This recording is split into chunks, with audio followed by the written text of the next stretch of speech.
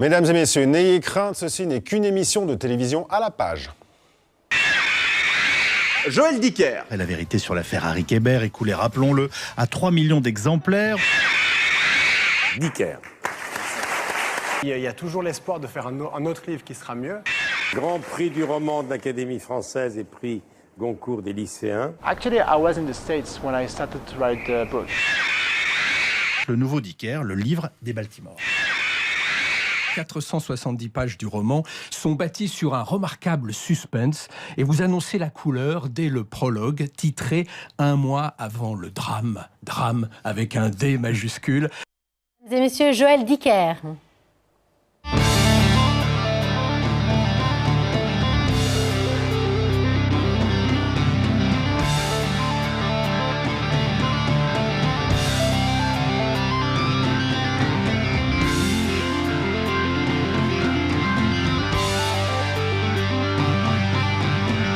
Joël, faut-il vraiment vous tirer le portrait? Ceux qui ne connaissent pas encore toute la vérité sur l'affaire Joël Dicker sont soit morts depuis longtemps, soit encore à la crèche.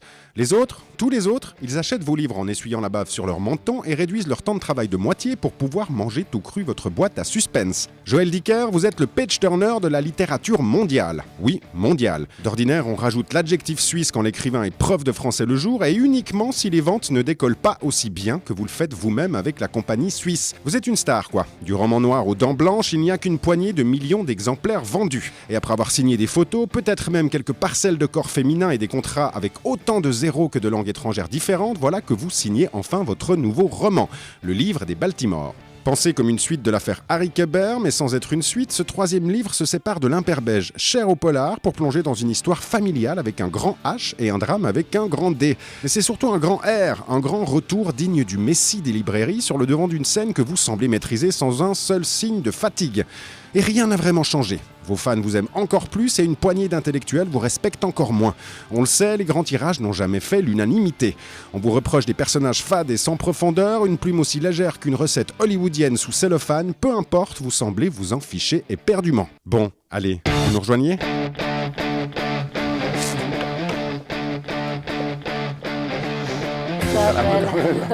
Bonsoir. Bonsoir. Merci.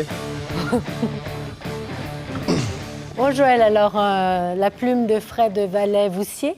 Bah toujours. Avec des grands sourires, des grands sourires à la caméra. Bah oui, non, merci. Je suis très content d'être là en fait d'abord. Et merci de m'inviter, merci de parler de mon livre. Alors je disais que c'était sans fatigue ou sans signe de fatigue, mais on peut le dire, vous nous l'avez dit avant, vous avez la grippe. J'ai la grippe. Donc vous êtes quand même là. J'ai un ton de voix peut-être bizarre, ou des fois je suis un peu sourd. Oh, ça donne l'air ténébreux comme ça fait partie du mystère, Joël Dicker. L'homme malade. Mais la grippe, on ne la choisit pas, la fatigue en tout cas. La fatigue, on décide si on est fatigué ou pas, on la subit un peu. Mais il y a aussi beaucoup d'énergie très positive comme ça, qui sont des choses très fortes, un enthousiasme très fort. Et... Vous êtes porté par la vague, là, vous sentez poussé.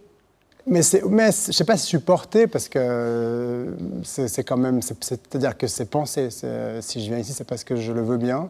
Mais en même temps, c'est vrai que d'avoir des gens qui sont enthousiastes et qui sont contents, c'est aussi quelque chose qui est très énergisant dans le vrai sens du mot. Alors les gens vous laissent aussi pas mal de messages sur les réseaux sociaux, vous en mettez aussi quelques-uns. Moi je suis allé fouiller un petit peu dans vos réseaux, c'est l'interview droit dans le mur.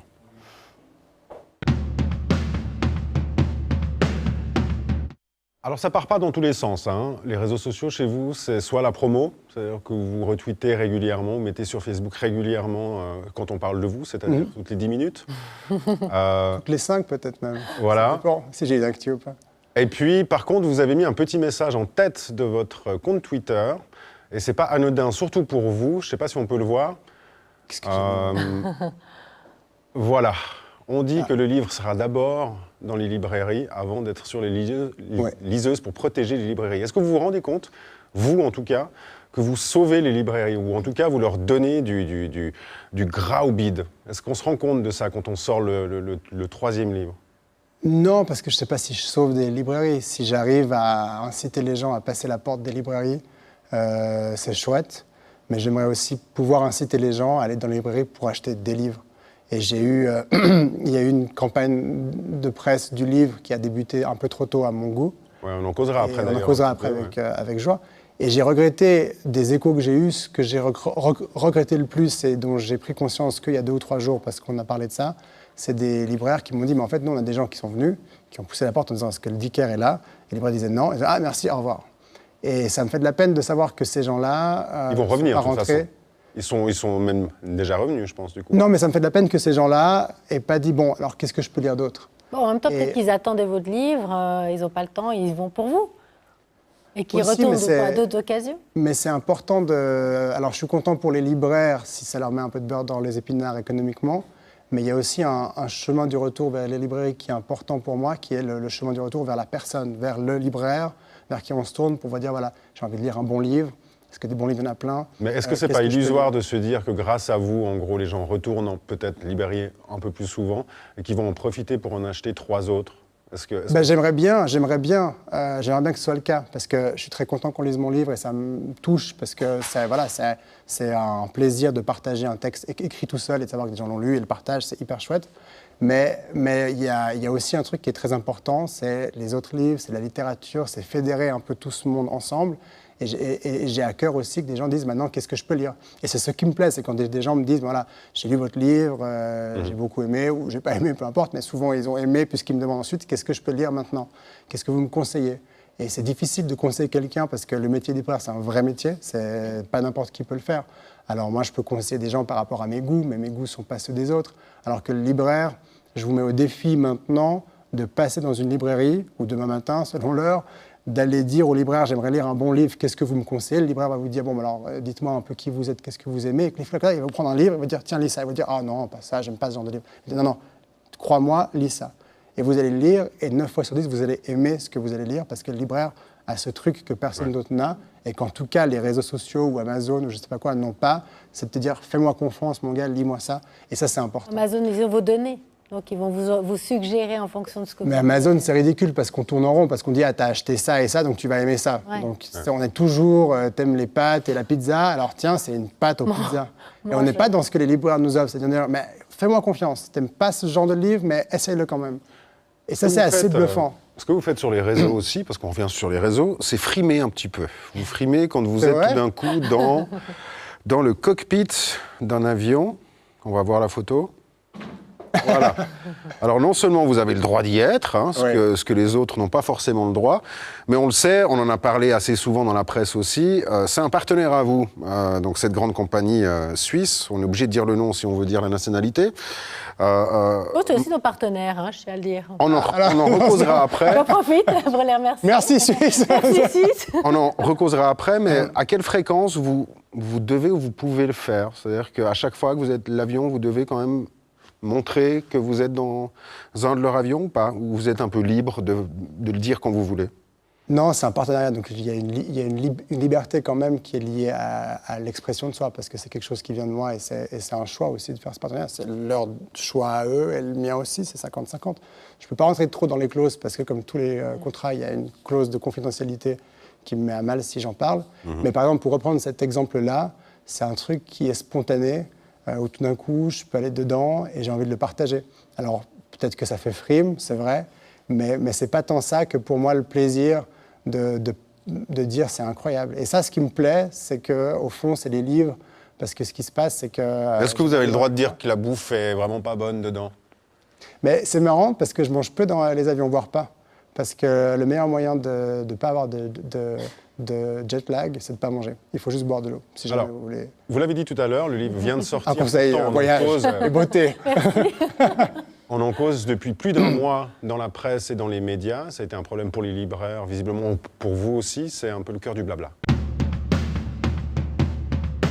Et si vous le voulez bien, on va écouter un petit bout de la chronique d'une de nos confrères qui rigolait un peu avec ça il y a quelques jours. 26 août, la Tribune de Genève et le 24 heures ouvrent les feux avec un premier papier sur le livre des Baltimore. Nous l'avons lu en primeur, se vante la journaliste. La première interview, c'était pour Le Temps, le 5 septembre, en primeur. Titre le quotidien, Dicker raconte son passé de mauvais élève, ses vacances aux États-Unis, l'argent, l'amour. La Suisse commence à s'agiter en primeur. La France se réveille le 17 septembre. Le Point écrit ceci. Il avait disparu des radars depuis 3 ans. Nous avons réussi à lui mettre la main dessus. Rencontre exclusive. tellement exclusive que le même jour, dans l'hebdo, on se promène avec Joël Dicker au musée d'histoire naturelle de Genève, au milieu des tigres, girafes et éléphants. Sans compter dans le matin, Joël Dicker dans un avion, la première interview de Dicker à 10 000 mètres d'altitude. Ça sent le plan com quand même très bien maîtrisé, tout ça. J'aimerais bien. Mais d'abord, c'est une chronique qui me plaît bien. Et c'est en parlant avec Christine qui a fait cette chronique-là, qui m'a dit que son grand-père, à elle, par exemple, qui est libraire, qui a une librairie à Fribourg, qui me racontait, elle, justement, ce cas de libraire où on pousse la porte et qu'on n'achète rien d'autre parce qu'on veut ce livre et pas un autre. Et donc, c'est marrant parce que le monde est petit. Mais le plan com, j'aimerais bien. Le plan com, c'est qu'au contraire, on a perdu un peu la maîtrise du plan com. Parce que le plan com initial de ça, c'était de se dire, bon, le livre paraît le 30 septembre, ça laisse le confort d'avoir un mois calme, où on peut rencontrer les journalistes, ils ont le temps, on a le temps de se parler. Et puis, j'ai le temps de le faire un peu en Suisse, un peu en France, et en Belgique aussi un peu. Et puis, comme ça, à partir du 30, ils ont un mois pour leur article, pour le faire paraître. Et ça, c'était une option qui était très agréable. Pas comme ça, on sait que ça fait longtemps que c'était naïf, parce qu'on sait que c'était par rapport à Kéber, où il y avait vraiment cette difficulté pour moi, parce que je devais être partout à la fois, puisque le livre était déjà paru. Et que je devais être le matin à Paris, le soir à Genève, et inversement, etc. Et c'était assez dur physiquement, parce que c'était une espèce de tourbillon un peu fou. Et là, on s'était dit, avec Fallois, on a le temps de le faire au calme et au bien, et ça, c'est un luxe. Il y a eu trop de demandes de la presse, dans le fond. Non, mais à aucun moment donné, on a pensé qu'il y aurait ce truc de dire « mais moi, je sors le premier, et moi aussi, et moi aussi ». Vous êtes en fait de ceux qui n'auraient même pas besoin d'autant de presse, et je pense que vous faites même plus de bien à la presse que la presse vous fait du bien. Est-ce qu'il n'y avait pas moyen, peut-être pour celui-là, de reculer un petit peu et de se dire « bon, ben voilà, j'en fais peut-être 10 fois moins ». À des moments précis, de ne pas accepter... Bon, c'est très chouette, vous êtes là ce soir, donc merci. Mais de se dire, est-ce qu'il n'y avait pas moyen d'en faire moins, vu que de toute façon, ça allait être le raz-de-marée? Mais pas moyen d'en faire moins, dans la mesure où on n'est pas responsable. C'est pas moi qui demande aux journalistes de faire un article. Non, c'est pas moi qui demande aux journalistes. On peut refuser, mais il faut bien se rendre compte que quand j'ai envoyé les services de presse à la fin août, je me disais, j'espère qu'on va en parler quand même un peu, etc., tout en étant conscient que la rentrée littéraire, elle commence à ce moment-là et qu'il faut aussi laisser de la place pour les gens qui font paraître maintenant. Et à aucun moment donné, on s'est dit, on va occuper, ça sert à rien.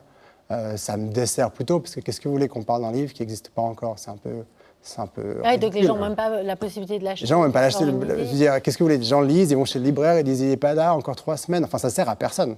Ça sert à personne. Peut-être ça en dit long et qu'on a mésestimé l'état de la presse.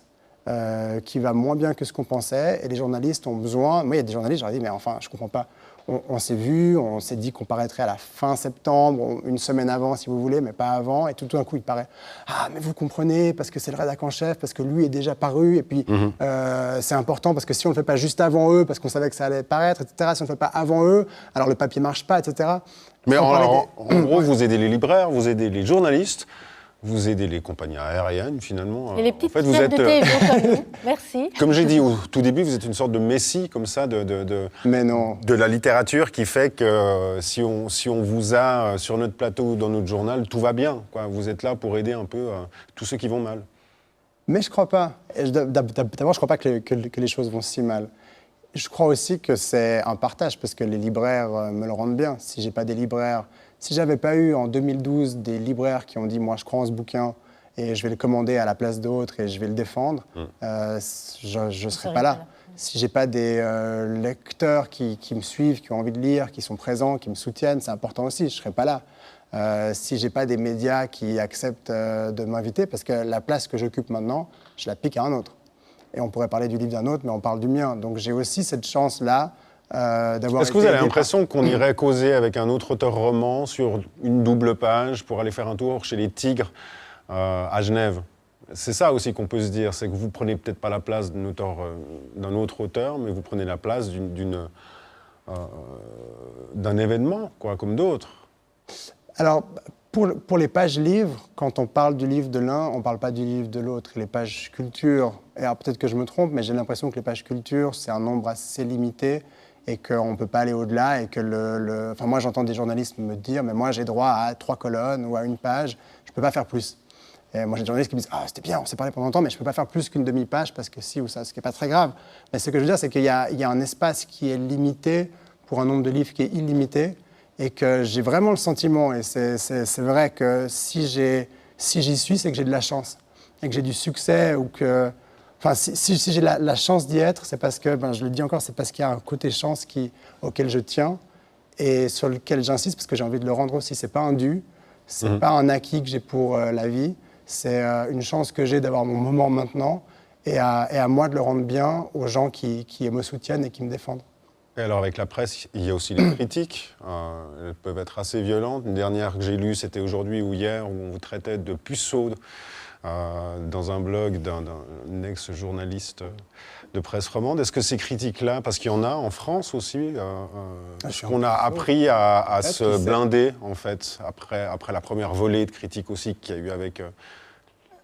Mais alors, j'ai eu quelques critiques en France dont j'attendais de journaux que je sais qui historiquement ne m'aiment pas, parce qu'il y a le problème en France où votre éditeur a une filiation.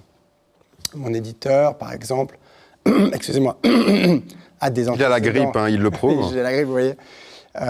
Mon éditeur, on s'attendait à ce que le Nouvel Obs, par exemple, nous tranche un peu. Il m'avait dézingué avec Kébert, mais comme un truc absolument énorme, affreux. Et là, je m'attendais à... Mais est-ce que ça touche? Mais là, alors, c'était après Kébert... Tout le monde, Fred. Oui, mais quand on vend des millions de livres... Quand ça vous touche, ça touche tout le monde. Mais est-ce que quand les fans sont plus nombreux que les critiques, est-ce que ça touche vraiment quand on rentre le soir, quoi? C'est ça, de se dire, est-ce que les fans ne sont pas plus importants que la... Mais la vraie bonne critique, qui est de dire, voilà, j'ai lu ton livre, il y a des choses que j'aime, il y a des choses que j'aime pas, elle est intéressante. Et elle est vraiment... Et c'est réel. Pour moi, aujourd'hui, alors j'ai eu du succès, je suis très heureux d'avoir le succès que j'ai eu relativement jeune, mais je viens de le dire, je suis jeune. J'ai fait que 3 livres, j'ai écrit que 3 livres, j'ai que 30 ans, j'ai encore beaucoup de travail devant moi. Et j'ai envie de vous dire que plus vous êtes lu, plus vous avez de succès, plus vous avez ce devoir de vous améliorer davantage, de vous remettre en cause. Vous êtes de plus en plus exigeant avec vous-même. Avec moi-même. Et en ça, les seuls qui peuvent m'aider, c'est les gens qui me disent, qu'ils soient des blogueurs ou des lecteurs ou des journalistes, et qui me disent, voilà, ça c'est pas mal, ça j'ai moins aimé, ça j'aime bien, là t'es fort là-dedans, là t'es pas très fort là. Et ça, pour moi, c'est de la matière première qui est très intéressante. Après, dans tout ça, vous réalisez vite qui sont ceux qui vous parlent de votre livre, qui sont ceux qui vous parlent de vous.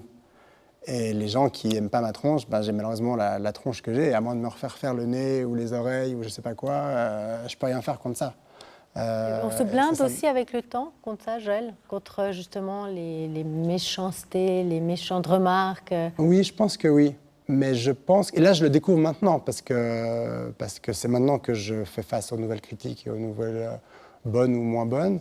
Et je réalise peut-être qu'avec Kébert et ce que je me suis pris dans la tête de bon, de moins bon, de pas bon, de tous les sentiments que ça peut être, je pense que c'est quand même une... Alors je ne sais pas si on se blinde, je ne sais pas si le mot blindé est juste, parce que blindé, ça veut dire qu'on a quelque chose qui empêche que ça nous touche.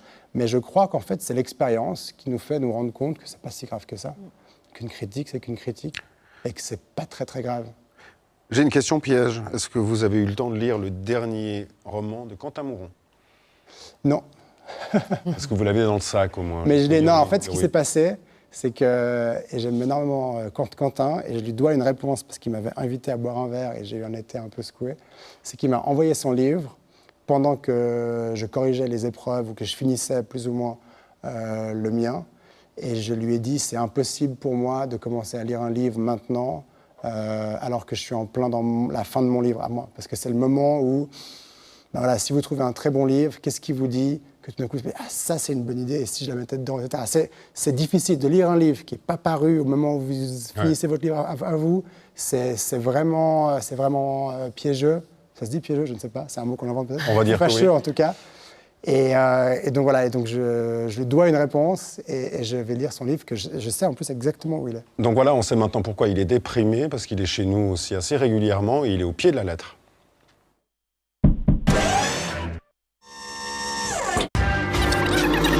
Il y a une mauvaise nouvelle, c'est que les internautes sont appelés à proliférer. Chers ethnologues, les hommes ne sont pas égaux et il en existe une sous-espèce plus furieuse, plus dangereuse, plus méprisable que les autres. Je veux bien entendu parler de la race des internautes.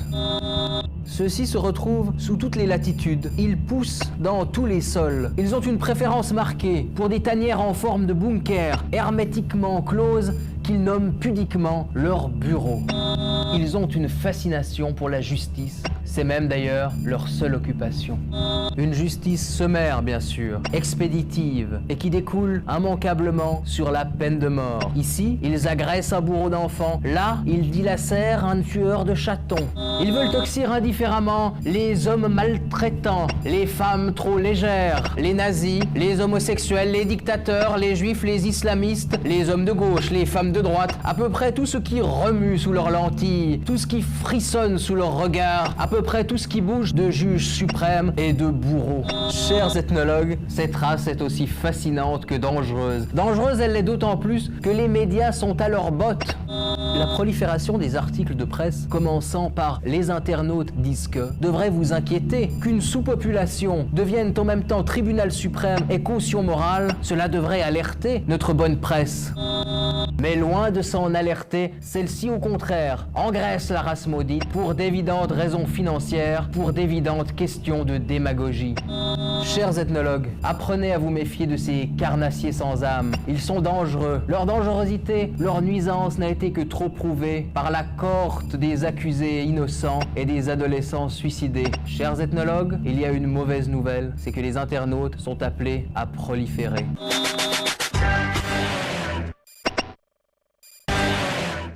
Et Joël, on sait de toute façon que vous n'avez pas le temps de lire la presse. Mouron, ce qu'il fait. Hein? C'est incroyable cette. Ouais, jamais vu parce que vous n'avez pas lu son livre. Hein? Non, mais j'avais pas vu cette séquence et c'est vraiment prenant. Alors, le réalisateur qui est aux commandes de cette émission, Laurent juste Richard. maintenant, c'est lui qui a monté ça, donc je pense qu'il est en train de chauffer ses C'était ongles. vachement impressionnant. Il y a un truc assez fort. On se sent pas très bien quand on voit ça. Alors, je ne sais pas si on va le récupérer à la fin de l'émission. Voilà. Et alors, on sait que je pense que vous n'avez pas le temps de lire la presse, donc on a fait venir la presse à La vous. presse vient à vous, Merci, cher Joël. c'est gentil. C'est le duplex.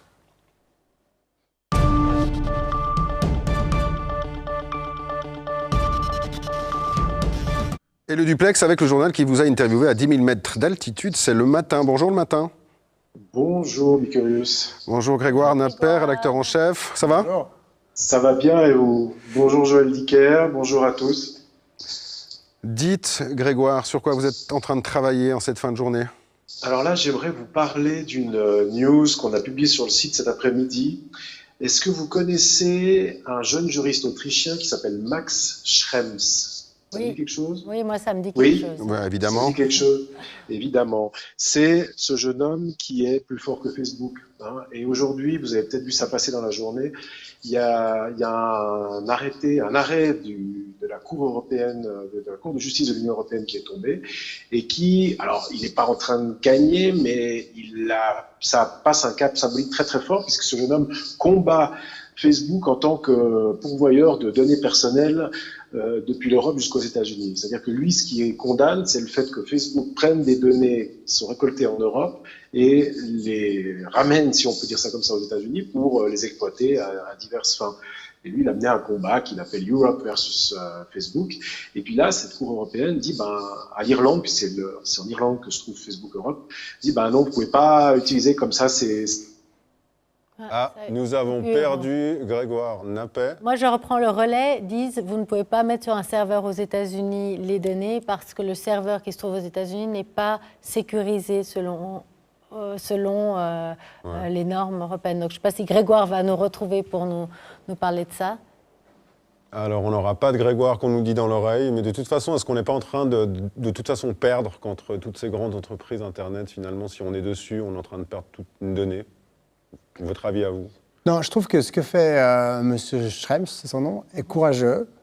Mais ce qui m'interpelle quand même, parce que c'est important de se battre et c'est important de croire à ça, même si on a l'impression d'avoir face à soi, et ce qui est le cas des gens qui ont des moyens illimités, des avocats illimités, et qui sont en moyen de vous écraser, vous, le pauvre juriste qui défendez votre cause avec votre bâton de bois. Mais ce qui est quand même fou, c'est qu'au-delà de tout ça, on sait quand même à quel point c'est dangereux et pas bon de donner des informations sur soi, de les laisser à qui veut l'entendre. Gmail, c'est pareil. C'est Google. Apple, c'est relativement pareil. Facebook, je ne sais pas s'il y a un pire, mais j'ai envie de vous dire que c'est le pire de tous. Et est-ce qu'il n'y aurait pas, d'abord, avant de devoir se battre pour dire j'ai droit à mon image et à mes photos et à faire ce que je veux, est-ce qu'il n'y aurait pas d'abord le devoir de ne pas mettre trop d'infos qui est notre devoir à nous. Le devoir d'éduquer le citoyen. Mais est-ce qu'on n'est pas au courant de ça? Et c'est pour ça qu'à un moment donné, on est au courant de tout ça et qu'il faudrait, par nous-mêmes, avoir ce moment de se dire mais attention à ça, parce que c'est des données, c'est notre vie à nous qui est utilisée. Et c'est 1984, pas très loin, mais ça veut dire qu'on se dit, parce qu'on a ce côté de dire, mais c'est Facebook, c'est gentil, c'est rien du tout, c'est une pub, qu'est-ce que ça me fasse? Ils mettent une pub sur le bord de l'écran, est-ce que je vais manger une pomme ou de la moutarde? Mais c'est pas ça l'enjeu.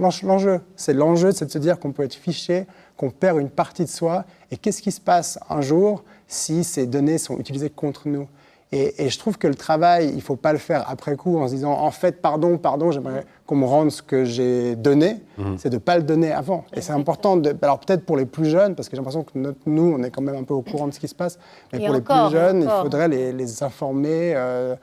Alors, je ne sais pas si ça se fait dans les écoles de l'éducation un peu sur très peu les enfants sur le web. Parce que le web, c'est quand même un drôle de truc. Hein, et les petits, c'est Instagram. Instagram, c'est plein de photos qu'on récolte. Il y a beaucoup de choses que les jeunes générations sont amenées à mettre sur les réseaux. Ça vous poursuit. Je profite, vous avez dit, on perd un peu de soi aussi sur Internet, mais est-ce qu'on ne perd pas aussi un peu de soi quand il y a tant de gens qui nous lisent et qui nous aiment, une fois qu'on a sorti le livre ou le disque ou le film, quand on est autant adulé, est-ce qu'on ne perd pas un peu de soi ? Non, je ne crois pas, parce que c'est deux choses très différentes. Parce qu'il y a un moi que j'offre volontiers, entre guillemets, c'est celui qui raconte une histoire qui est une fiction. Et c'est en ça que ça me protège, c'est que moi je fais des romans qui sont de la fiction pure, où c'est pas que je raconte une histoire, où je me raconte moi, où je livre des choses sur moi qui sont profondes ou dures par rapport à moi. C'est que je raconte une histoire à qui veut bien lire mon histoire. Et c'est pour ça que c'est important pour moi et que j'en parle souvent, parce qu'il y a une grande différence entre ça et entre la personne que je suis et qui suis une personne telle que je suis pour mes amis et mes proches. Mais c'est quand même deux versants très différents. Il y a l'auteur qui est l'auteur d'un livre et rien de plus. Et il y a la personne qui est celle qui est chez moi. Et qui n'est peut-être même pas celle qui est sur le plateau ici, qui est celle qui est quand elle est avec ses amis, ses proches. Hier soir, on a reçu Bruno Roger-Petit, et Bruno Roger-Petit, l'éditorialiste français, je ne sais pas si vous connaissez, avait une question. On en a parlé, mais je vais dire oui, du coup. Avait une question pour vous, on l'écoute. Cher Joël Dicker, c'est une question de lecteur. J'ai lu vos livres, je n'ai pas lu le dernier, mais j'ai lu les deux précédents. Et une question que je me pose, c'est quand est-ce que vous travaillerez plus la psychologie de vos personnages, qui me paraissent parfois en deux dimensions, gentils, méchants, que l'intrigue elle-même. Voilà. Alors, c'est la critique qu'on entend le plus souvent, je pense qu'il a dû lire une critique. Non, mais c'est une bonne question. Alors, il faudrait que vous me donniez son adresse pour que je lui envoie un livre. Vous allez lui casser la gueule? Non, pas du tout. Parce que ce que je veux dire, c'est que c'est une critique qu'on m'a faite pour le précédent, Kébert. Et je me suis dit, tiens, il faudrait pour celui-là que j'essaie vraiment d'avoir des personnages peut-être plus mûris, plus matures. Non, plus vivants. Et j'ai essayé de faire cet effort-là, de travailler sur ça dans ce troisième roman qu'il n'a pas lu, que monsieur n'a pas lu. Et donc j'aimerais beaucoup qu'il puisse le lire et qu'il me dise « Ah, ben vous avez bossé sur ça ». Ou qu'il me dise « Non, c'est pas mieux ». Mais que je sache où j'en suis. Alors on y retrouve un tout petit peu cette critique-là. Alors je ne sais pas si tout d'un coup peut-être la presse s'est dit de toute façon, peu importe les efforts que vous faites, on vous reprochera toujours ça, mais on en retrouve encore aujourd'hui sur ce troisième livre, de cette simplicité comme ça, notamment d'écriture en lien avec la psychologie de vos héros. Est-ce que vous avez l'impression vous-même, si vous allez trop loin, de perdre le grand public? Non. Alors, la simplicité de l'écriture, elle est un travail assez compliqué à faire et qui est un travail auquel je m'adonne. C'est plus facile d'être abscon et incompréhensible qu'être simple. C'est facile d'être banal, c'est facile d'être complexe et d'écrire des choses où on ne comprend absolument rien. C'est pas facile d'être simple. Et puis surtout, vous êtes pas le public ne veut pas de complexité puisqu'il vous aime. Donc il veut justement... Non, mais ça n'a rien à voir parce que le public, c'est un deuxième temps. Le premier temps, c'est mon envie à moi de raconter une histoire que j'ai envie de partager. Mais il ne faut pas, à aucun moment donné, si vous commencez à vous dire « je vais écrire quelque chose pour les gens », c'est le meilleur moyen de complètement échouer dans votre tâche à vous. Parce que la tâche de l'écrivain, c'est aussi d'avoir, en tout cas pour moi, telle que je la vois, c'est avoir le plaisir de l'écriture qui se termine quand le livre est fini pour moi. Et ça veut dire que pour moi, la période de plaisir du roman, elle est jusqu'au moment où le livre est imprimé et où ensuite il n'existe plus vraiment pour moi autrement que comme un objet qui est lu par d'autres. Mais c'est pour ça que si cette période-là, qui dure quand même 2 ans et demi, parce que vous voyez, le livre, et on en parle pendant 1 mois, 2 mois, mais la période d'écriture du livre, c'est 2 ans, 2 ans et demi. Donc si je passe 2 ans et demi à faire des choses que j'aime pas et qui me plaisent pas parce que je pense aux autres, c'est l'enfer. Alors, on l'a dit au début de l'émission, vous avez la grippe et on va vous laisser aller vous recoucher si vous avez la possibilité de le faire. En tout cas, merci beaucoup d'être venu nous voir. Merci, Joël. Vous avez posé une question à notre invité demain. Avec plaisir. Qui est Simone Chapuis-Bischoff, qui est donc une des premières femmes féministes, qui est toujours là et qu'on aura la chance de recevoir demain sur le plateau. Très bien, avec plaisir. Mais en tout cas, merci beaucoup. Et merci puis, à vous pour bonne route pour votre livre et, pour la grippe, et à vous-même. Ouais. Merci. À bientôt. Et on se Beaucoup de retrouve demain. succès, Joël. Bye bye.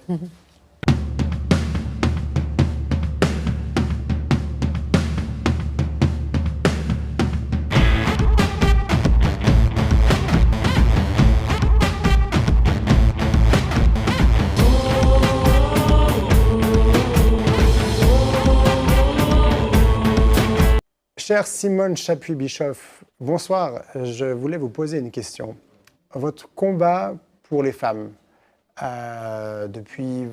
suite à votre expérience, est-ce que vous considérez qu'il y a une augmentation majeure ces dernières années? Est-ce que vous pouvez nous donner 1 ou 2 exemples qui vous permettent de dire oui, votre but est atteint ou votre but est en voie d'être atteint parce que le respect des femmes et leur parité ou leur présence est augmenté lors des élections, ou est-ce qu'au contraire vous avez l'impression que ça ne s'améliore pas? Je serais très curieux d'avoir votre réponse et je vous embrasse puisque je suis là.